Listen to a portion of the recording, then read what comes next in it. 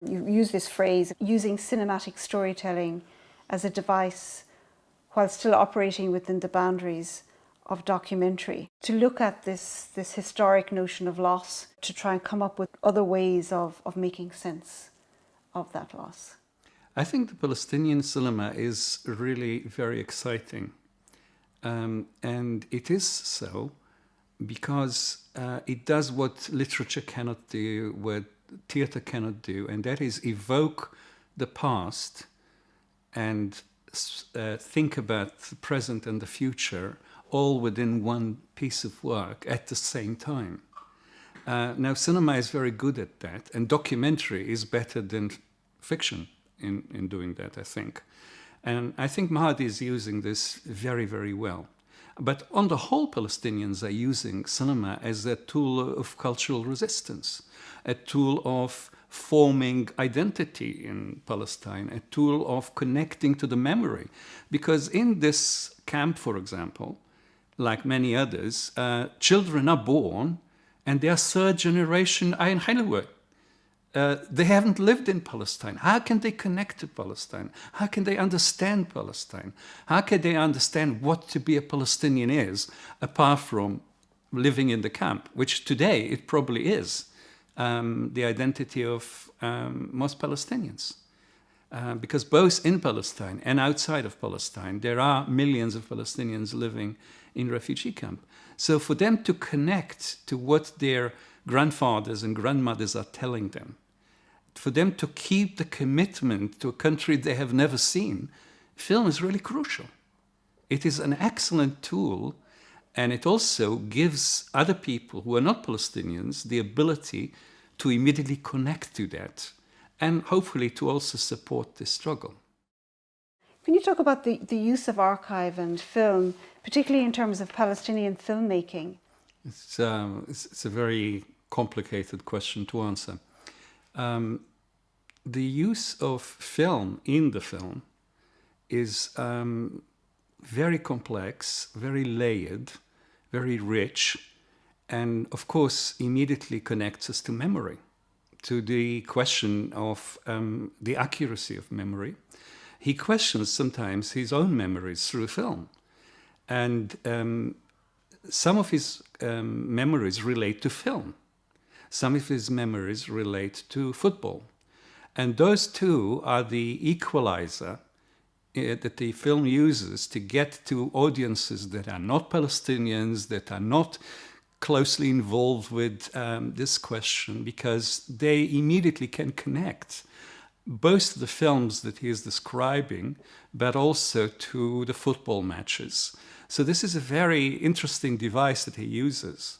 On top of that, he uses a whole range of documentary material, from that shot by his family to that shot by crews unknown that shot the 1948 Nakba, for example, and many other sources of material. That makes the whole film very rich as a text, as a cinematic text. It is complex, and it is not unitary, and it is not linear. It is very layered and makes us think about memory more than anything else. And he also uses three male characters, his friend and two people from his family. And this is, I thought about it after the film, because I thought what he has done, maybe he didn't think about it himself, but he showed us three males of different ages, which are like the same person, and therefore the young person can see his future in the oldest. And this is very devastating, and this is what we do while we look at the film. We think, yeah, that's what he looks like now, and that's what he talks like now. But look at the grandfather, and look at how distraught and destroyed he has been in the 62 years that he lived, most of his life, in this small refugee camp. And the other thing that he is very careful to do is to give us the camp. He loves the camp because he grew up in it, and he never actually had another home, in a sense. Even when he goes back to Denmark, he feels out of it. So his family went to this camp, and his family is a global family. They lived in the Gulf, they lived in Europe, they lived in Lebanon. A lot of the Palestinians, refugees, are like that. And therefore, the only home which replaces the real home, that is Palestine, is, in his case, a refugee camp. And he's very careful to actually give us the changes that happened there. For example, the change in the relationship to football, which is very interesting because it also reflects the general devastation that has taken over the camp since his childhood. Because it's quite clear, maybe at the beginning there was some hope for going back to Palestine, for maybe becoming citizens of Lebanon, for being human beings. Well, now those hopes do not exist. And that's why Abu Iyad has to run out of the camp. He cannot stay there. Ironically, of course, and tragically, he will be actually brought back to the camp by the authorities in Europe, in Lebanon, etc. So there is no way out. And that is the feeling that the film is dealing with so well. In chronicling something on film, you're observing those small, minute, everyday interactions. And within those kind of generational tensions and layers lies a whole range of different personal, familial archives. But it takes the filmmaker to come along and to tell that connected story.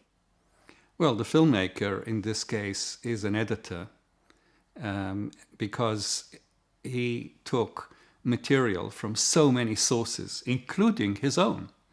And his own material is very variable. Some of it is shot professionally, others is shot very off the cuff, etc.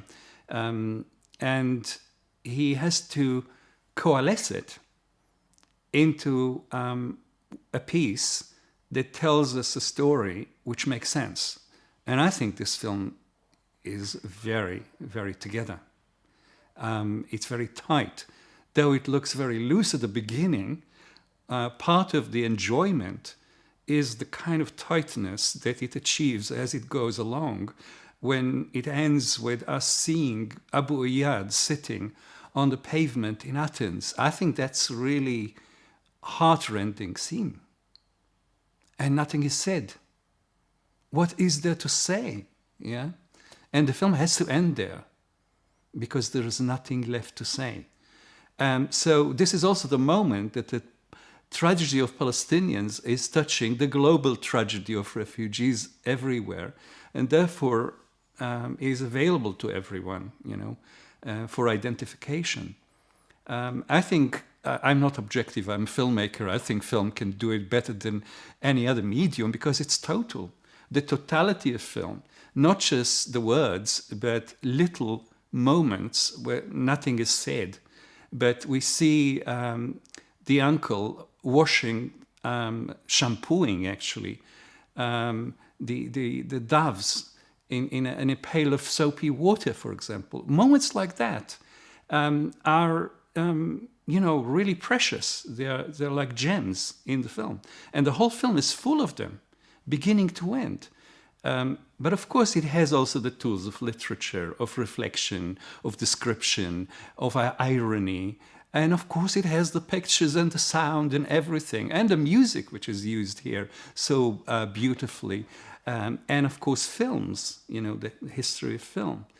And the great reflectiveness of people looking at the screen of, say, football, of other films, or even material from this film, and reflecting on it with us. So I think it's a very rich medium which he uses beautifully to a great advantage. So you use a quote by the Palestinian poet Darwish. It says, whenever yesterday arrives, I tell it, our appointment is not today, so go away and come back tomorrow.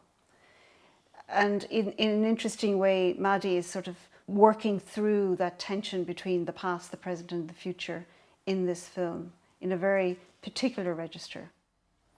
I think it's very difficult to do what he has done in the film, because he's talking about a very long period, since 1948. And references are going back and forth all the time. And he's trying to make sense of the past, of his present, and of the future, not just of him, but of his people in the camp and of Palestine. And in a sense, did the Nakba ever end? This is a question about the past, the present, and the future. What is frightening about asking this question is the fact that the Nakba was terrible.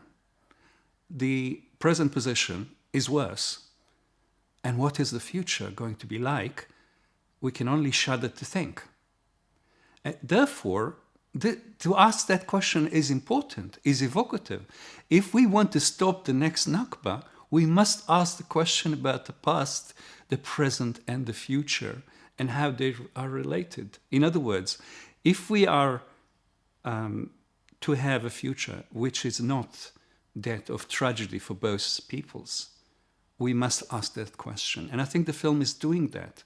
It is asking, without words, a question about the future. I think it's beautiful to ask questions without actually wording them. And the film is a question. The film is a question about, can people live like this? Should they live like this? Is this our world? The name of the film is telling us that Palestine has not any part in the world.